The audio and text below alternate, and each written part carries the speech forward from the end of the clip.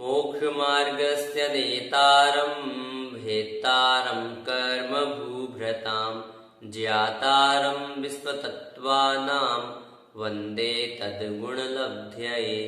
बोले पंच परमेष्ठी भगवान की जय। शांति विधाता श्री खजाराट शांतिनाथ भगवान की जय। द्वादशांग जिनवाणी माता की जय। ग्रंथादिराज श्री तत्पाल सूत्र जी की जय। आचार्य श्री उमा स्वामी जी महाराज की जय। आचार्य श्री विद्यासागर जी महाराज की जय। परम पूज्य मुनि पुंगव श्री स्वार्थसुधा सागर जी महाराज की जय। अड़ाई द्वीपस्थ समस्त महामुनिराजों की जय।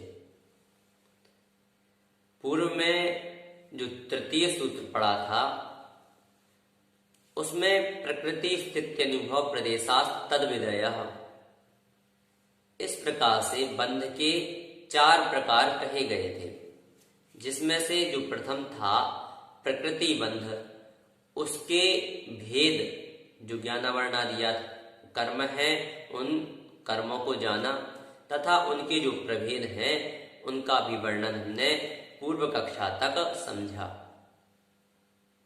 पश्चात दूसरा जो बंध है स्थिति बंध, उसका वर्णन प्रारंभ हो रहा है।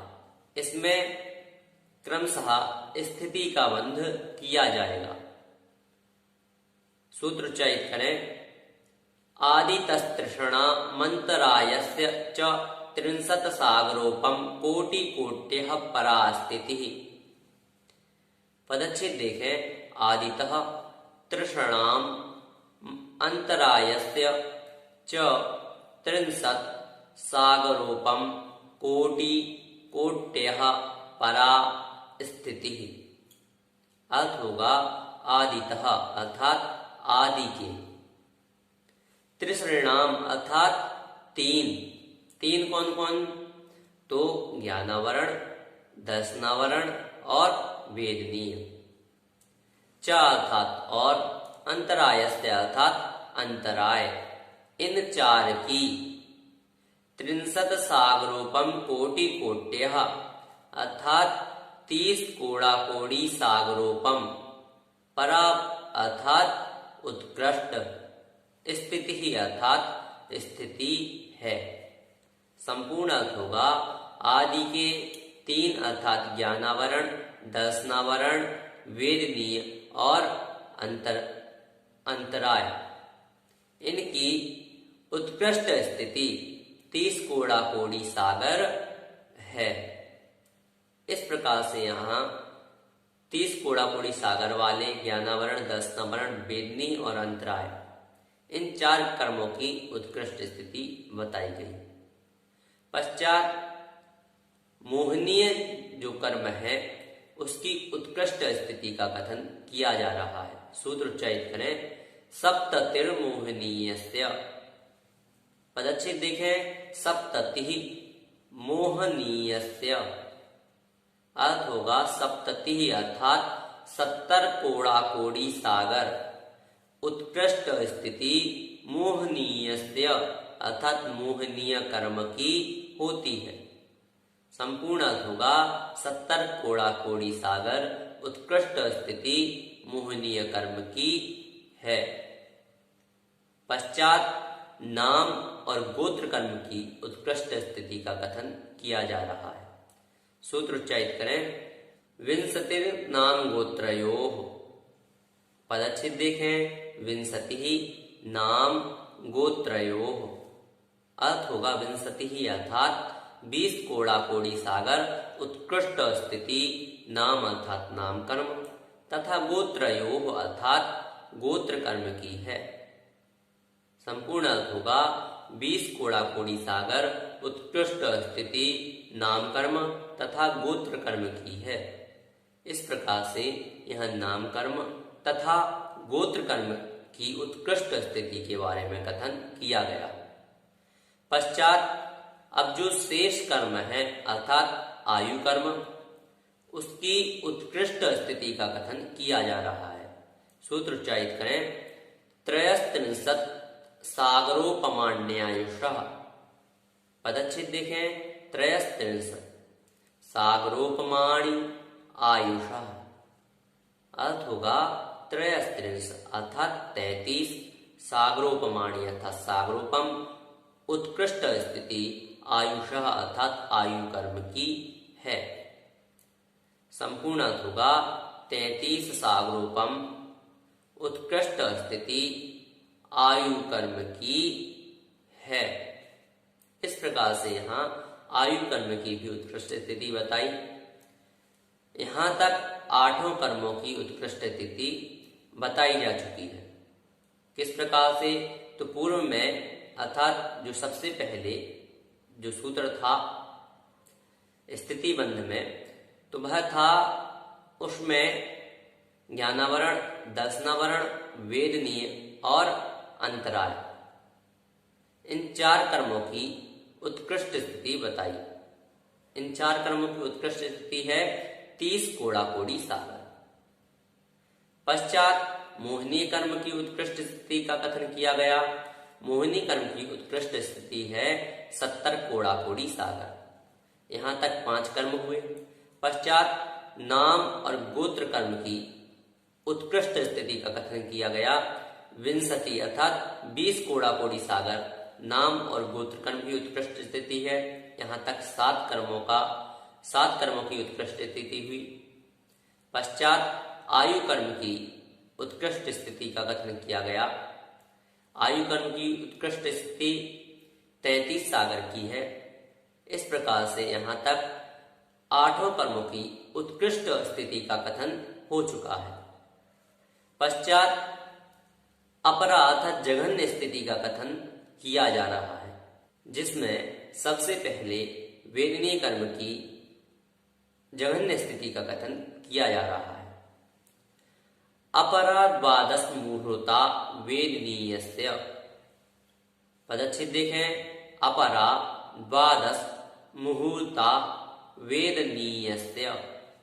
अर्थ होगा वेदनीयस्य अर्थात वेदनीय कर्म की अपरा अर्थात जघन्य स्थिति। परा का अर्थ होता है उत्कृष्ट, अपरा का अर्थ जघन्य। तो अपरा अर्थात जघन्य स्थिति, द्वादश अर्थात 12, मुहूर्ताः अर्थात मुहूर्त है। यहाँ जो मुहूर्ताः यह पद है, इसमें माँ में छोटा ऊ की मात्रा है, लघु ऊ है, तथा हा में दीर्घ ऊ है। इस प्रकार से यहाँ उच्चारण होगा मुहूर्ताः। माँ में जल्दी उच्चारण करना है, मुहू। इस प्रकार से संपूर्ण अर्थ होगा वेदनीय की जघन्य स्थिति 12 मुहूर्त की है। पश्चात नाम और गोत्र कर्म की जघन्य स्थिति का कथन किया जा रहा है। सूत्र उच्चारित करें, नाम गोत्रयोरष्टौ। पदच्छेद देखें, नाम गोत्रयोः अष्टौ। अर्थ होगा नाम अर्थात नाम और गोत्रयोः अर्थात गोत्र कर्म की, अष्टौ अर्थात 8 मुहूर्त जघन्य स्थिति है। संपूर्ण अर्थ होगा नाम और गोत्र कर्म की 8 मुहूर्त जघन्य स्थिति है। इस प्रकार से यहाँ 2 कर्मों की जघन्य स्थिति कही, नाम और गोत्र कर्म की। पश्चात जो शेष कर्म हैं, उन शेष कर्मों की जघन्य स्थिति के बारे में कथन किया जा रहा है। सूत्र उच्चारित करें, शेषाणाम अंतर मुहूर्ता। पदच्छेद देखें, शेषाणाम अंतर मुहूर्ता। अर्थ होगा शेषाणाम अर्थात शेष 5 कर्मों की, अर्थात ज्ञानावरण, दर्शनावरण, मोहनीय, अंतराय और आयु कर्म की अंतर मुहूर्ता अर्थात अंतर मुहूर्त है। संपूर्ण अर्थ होगा शेष 5 कर्मों की, अर्थात ज्ञानावरण, दर्शनावरण, मोहनीय, अंतराय और आयु कर्म की जघन्य स्थिति अंतर मुहूर्त की होती है। इस प्रकार से यहाँ जो शेष कर्म थे, उनकी जघन्य आयु का कथन किया गया। यहाँ तक संपूर्ण 8 कर्मों की जघन्य आयु कही गई। सबसे पहले बेरिनी कर्म की जघन्य आयु जो थी 12 मुहूर्त की थी। नाम और गोत्र कर्म की जघन्य आयु 8 मुहूर्त की थी। और पश्चात जो शेष कर्म है अर्थात ज्ञानावरण, दर्शनावरण, मोहनीय, अंतराय और आयु कर्म, इनकी जघन्य स्थिति अंतर मुहूर्त की कही गई। इस प्रकार से आज हमने 7 सूत्रों को पढ़ा। आदितस्तृषणामंतरायश्च च त्रिंशत्सागरोपम कोटिकोट्यः परास्थितिः सप्ततिर्मोहनीयस्य विंशतिर्नाम गोत्रयोः त्रयस्त्रिंशत्सागरोपमाण्यायुषः अपरा 12 मुहूर्ता वेदिनीयस्य नाम गोत्रयोरष्टौ शेषाणामंतर मुहूर्ता। इस प्रकार इन 7 सूत्रों के माध्यम से पूर्व के 4 सूत्रों में कर्मों की उत्कृष्ट स्थिति का तथा शेष 3 सूत्रों के माध्यम से कर्मों की जघन्य स्थिति का कथन किया। इसी प्रकार यहाँ स्थिति बंध का कथन पूर्ण हुआ।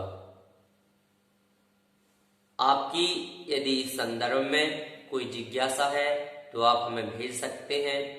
आप हमें YouTube चैनल पर ही कमेंट के माध्यम से बता सकते हैं अथवा हमारे WhatsApp नंबर पर भी आप हमें अपनी जिज्ञासाएं भेज सकते हैं। जय जिनेंद्र।